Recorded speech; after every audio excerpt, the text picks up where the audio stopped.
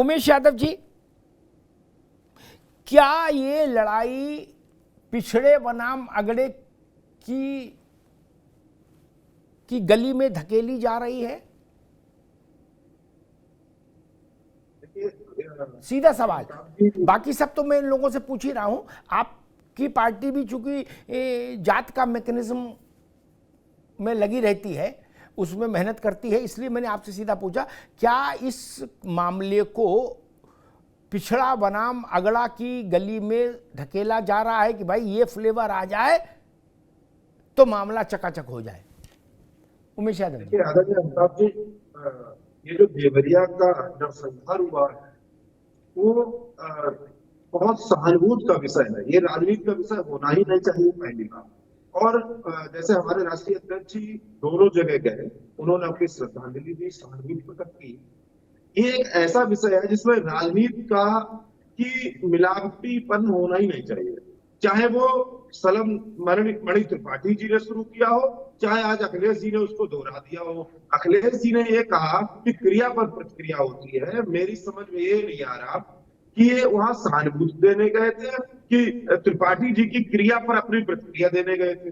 ये बड़ा अजीब सा विषय है। यहाँ पर पिछड़े बनाम सवर्ण की बात नहीं आती, यहाँ पर अगड़े पिछड़े की बात नहीं है, या ब्राह्मण यादव की बात नहीं है। ये एक संवेदनात्मक विषय है, इस पर संवेदनाओं से ही और भावनाओं से ही सोचना चाहिए।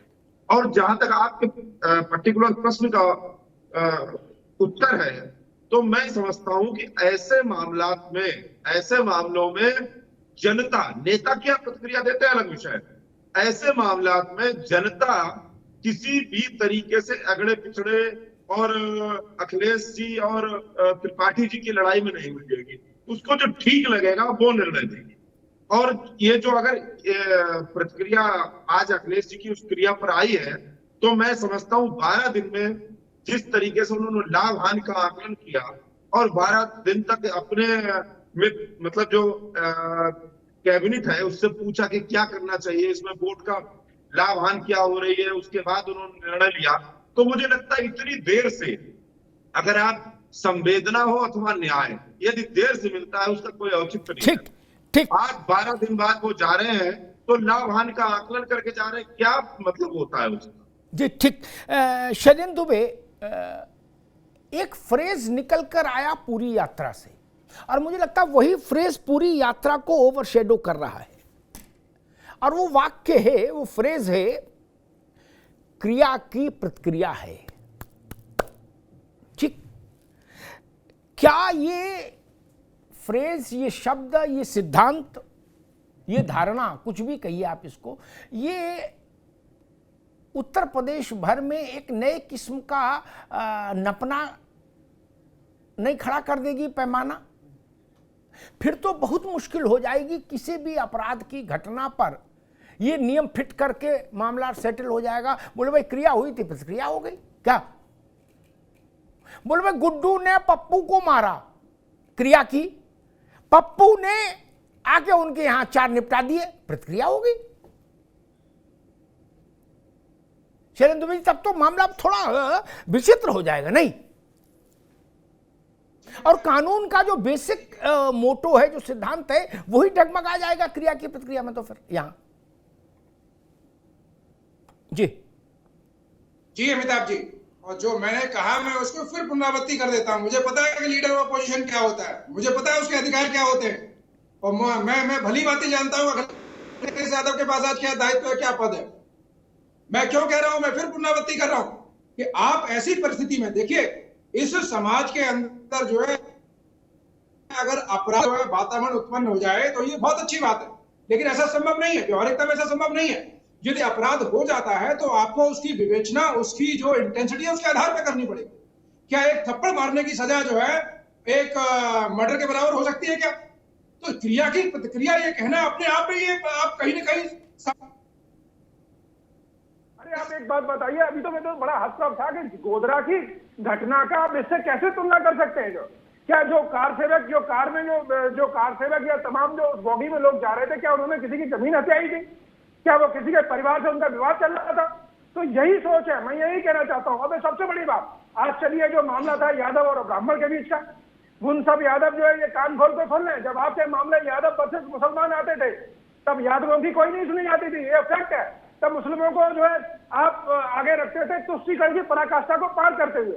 तो अखिलेश यादव जो है, अखिलेश यादव क्या पिछड़े? अगर अखिलेश यादव पिछड़े होते तो क्या बाकी के यादव जो प्रदेश में उनकी आर्थिक स्थिति है, क्या अखिलेश यादव की उनके बराबर है क्या?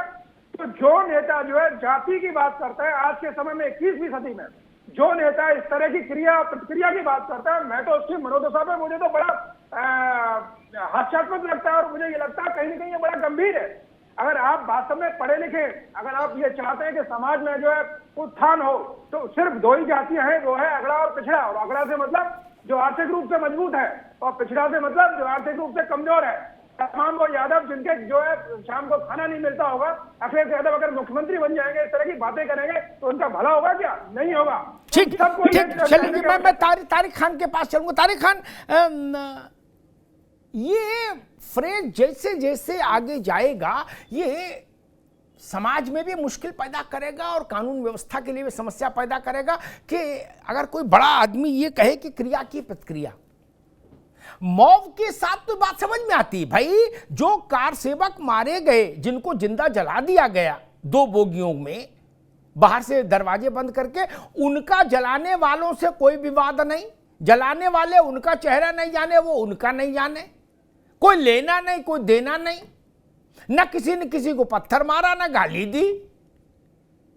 वो स्थिति बिल्कुल अलग थी। यहां तो 10 साल से झंझट चल रहा था, फौजदारी चल रही थी, सैकड़ों एप्लीकेशन गई थी, सब जब गवाह थे कि भाई इनकी और इनके बीच में जमीन की लड़ाई है। तो ये जो क्रिया की प्रतिक्रिया का शब्द है, ये यहां पर कैसे फिट बैठा? और ये अगर फिट बैठा दिया तो फिर ये आगे नजीर बन जाएगा, तो फिर तो बहुत संकट हो जाएगा। नहीं तारिक खान साहब? अमिताभ जी, मेरा संदर्भ और प्रसंग समझ नहीं पाए ना आप ना दूसरे लोग जी। गुजरात कांड के बाद मोहन भागवत से गुजरात में कितने लोग मारे गए, जब पूछा गया कि गुजरात में क्या हुआ था, तो मोहन भागवत साहब ने कहा कि गोधरा कांड की क्रिया का प्रतिक्रिया ही पूरा का पूरा गुजरात में जो धंधा हुआ। ये किसने कहा? मैं नहीं कह, मोहन भागवत साहब ने। इसलिए क्रिया की प्रतिक्रिया को समझना जरूरी है। क्रिया भी गलत है और प्रतिक्रिया भी गलत है। लेकिन मैंने सिर्फ एक उदाहरण दिया था कि क्या मोहन भागवत साहब ने कहा जब उनसे यह सवाल पूछा गया था कि गुजरात का पूरे दंगे की बात में करना, सिर्फ वो ट्रेन चलाने पे आप रुक गए और ट्रेन चलाने की पहले की बात कर रहे हैं। मैं ट्रेन में लोगों को जलाने से लेकर तारिक खान, एक मिनट तारिक भाई, एक मिनट नहीं, आप कंफ्यूज कर रहे हैं। 2 परिवारों में, 2 व्यक्तियों में जमीन की जर जोरू, जमीन की लड़ाई अलहदा होती है मेरे भाई। मैं जो बात कर रहा हूं उसको तो एक सेकंड समझो। ये इशू, एक मिनट, नहीं अभी रुक रहा हूं। ये इशू देखो, मैं इसके पीछे चला जाता हूं और गोधरा तो छोटा कांड हुआ और उससे बड़े कांड की ओर ले जाता हूं आपको। जब देश का बंटवारा हुआ तो क्रिया की प्रतिक्रिया इतनी भयंकर हुई और उसको क्रिया की प्रतिक्रिया ही नाम दिया गया। ठीक कि ट्रेनें भर भर के लाश आई, लेकिन आप उसकी तुलना गुड्डू ने पप्पू के स्कूटर में पंचर कर दिया इससे कर देंगे? बोले गुड्डू ने पप्पू की दुकान में अपना ताला लगा दिया, बोले क्रिया हुई प्रतिक्रिया हुई, 10-5 मारे गए। ऐसे नहीं चलता ना भाई। मैं कुछ बोलूं जी? ये संदर्भ और प्रसंग ये कहता है कि क्या अमिताभ जी इसका जवाब कोई देगा कि प्रेम यादव अपने आप मर गया क्या? किसने मारा उसको? गिरफ्तार हुआ कोई? उधर तो 24 लोग जेल में हैं। उधर ये कौन करा रहा? और आप कह रहे हैं शलभमणि त्रिपाठी कुछ नहीं है, सभासद है क्या शलभमणि त्रिपाठी? या सेक्टर का अध्यक्ष है भारतीय जनता पार्टी का? विधायक है भाई, विधायक है, अहम बात है। कोई छोटा मोटा आदमी होता तो ठीक है, वहां ललकार मचा रहे हो, पैसा कलेक्ट करा रहे हो, पैसा कलेक्ट आपने कराया, बहुत अच्छी बात है। उनके भी घर चले जाते, उनके भी घर चले जाते। अखिलेश यादव साहब अगर सिर्फ एक पक्ष के साथ खड़े होते या जाते, गलत है। सेलेक्टेड पार्टी जो सत्ता में है उसका विधायक एक ही पक्ष के घर पे मीटिंग करता है, वहीं से ललकारता है कि जांच करा दो। कौन कराएगा जांच? अमिताभ जी, मैं कोई जांच अधिकारी हूं तो जांच करूंगा? जांच तो सत्ता में बैठे हुए लोग कराते हैं ना। ये नॉनसेंस बात है। शलभ मणि त्रिपाठी ने नॉनसेंस बात की। क्यों? आप विपक्ष से कह रहे हो जांच करा लो, कौन कराएगा जांच? 4 पटवारी को बुला के लेके आओ, उनकी जांच करवाओ, या एसपी से कहूं मैं निर्देशित कर सकता हूं। माननीय अखिलेश यादव साहब कप्तान को निर्देशित कर सकते हैं कि शलभ मणि त्रिपाठी के खिलाफ जांच करो। निर्देशित तो सरकार करेगी, योगी आदित्यनाथ करेंगे। ठीक, तारिक खान अभी रुकना होगा भाई रुकना होगा, थोड़ा रुको, थोड़ा मैं राघवेंद्र सिंह के पास चलूं। राघवेंद्र जी, आपके लिए एक बात ठीक है जो अभी सपा ने कही, ये आपके लिए खुशखबरी है। सपा भी मान रही कि शलभ मणि त्रिपाठी छोटे आदमी नहीं है, उनकी बड़ी हैसियत है। और शलभ मणि ने चूंकि सभा की और क्राउड फंडिंग कराई, इसलिए अखिलेश जी मैदान में उतरे हैं। तो ये तो बड़ी बात हो गई। अगर समाजवादी पार्टी के राष्ट्रीय अध्यक्ष उत्तर प्रदेश के पूर्व मुख्यमंत्री को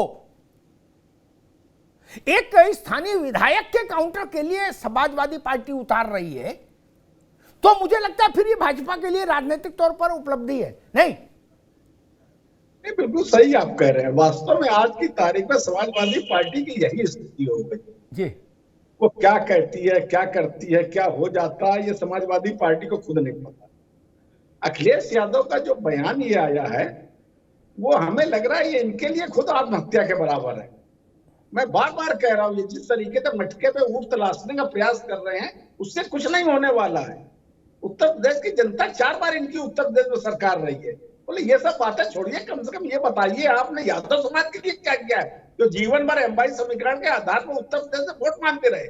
अब एक नया सुरूपा लेके आ गए पीडीए, पिछड़ा दलित अल्पसंख्यक, उसके लिए आप क्या करेंगे? वो तो बात ये करते नहीं है। अब अगले महीने उत्तर प्रदेश में चुनाव होने जा रहा है, मध्य प्रदेश में 8 सीटों पर चुनाव होने जा रहा है, तो ये लोग पॉलिटिकल पिकनिक मनाने निकल आए हैं। इसी बीच में एक घटना हो गई, फतेहपुर जा रहे हैं, ये घूम फिर रहे हैं, अपने बयानबाजी कर रहे हैं। अब ये काट की आड़ी बार बार चढ़ने वाली नहीं है तारिक जी, बहुत 4 बार संभाली थी, बन गए, ठीक है, सब बढ़िया है। उसके बाद से लेकर आज तक कोई चुनाव नहीं जीतते हैं। नगर निकाय के सभी चुनाव हार गए हैं, सभी लोकसभा के चुनाव हारे हुए हैं, विधानसभा के चुनाव हारे हुए हैं। इस प्रकार से राजनीतिक गतिविधियां होने वाली नहीं है। कोई समीकरण बना के आप चुनाव जीत लो, कोई बयानबाजी करके चुनाव जीत लो। उत्तर प्रदेश की जनता आप परफॉर्मेंस के आधार पर वोट देती है। मान्यवर योगी आदित्यनाथ की दोबारा सरकार परफॉर्मेंस के आधार पर बनी है, कोई बयानबाजी के आधार पर नहीं बनी है।